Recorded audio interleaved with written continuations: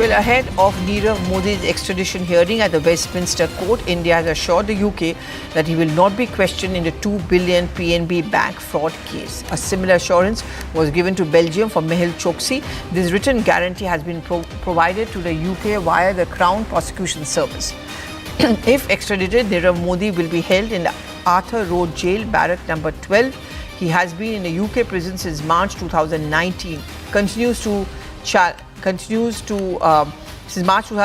challenge his extradition with his latest application filed last month. Okay, this is the Nirav Modi case where the hearing is going to begin on the extradition. There has been a huge demand which has been made to get Nirav Modi back in the many multiple fraudulent and fraud money aversion cases, and he has been in the prison in London since 2019 and continues to challenge his extradition with his latest application, which was filed last month. There are many grievous charges which have been held against him, and what we are picking up is that India has assured UK that he will not be questioned in the $2 billion PNB bank fraud case. Now, this is a similar assurance which was given to Mehul Choksi in Belgium as well. Now, this written guarantee has been provided to UK via the Crown Prosecution Service. Now, if he is brought back, he's going to be put into Arthur Road Jail, barrack number 12. His lawyers have also been saying that the jail conditions in our country are not good enough for him to be brought back here, and he continues to challenge his extradition.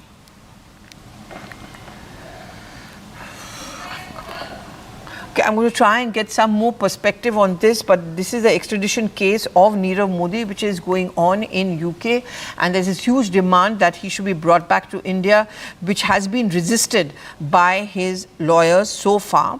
But if in case he comes back, one big step which has gone in his favor is that okay, I'm going to go across to my colleague Ananya. Yes, Ananya.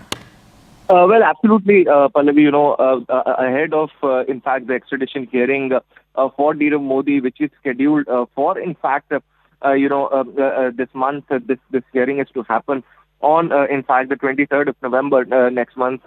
And that is something, that's why the India has now sent, in fact, a very, very crucial response, in fact, a letter of sovereignty to, in fact, the authorities there, in order to assure them, it's a kind of a sovereign guarantee has been given to the UK authorities via the Crown Prosecution Services. And remember that this comes, almost 2 months after a Crown Prosecution Services had actually visited the India's Tihar jail, and various, a similar assurance was given as far as Mehul Choksi was also concerned.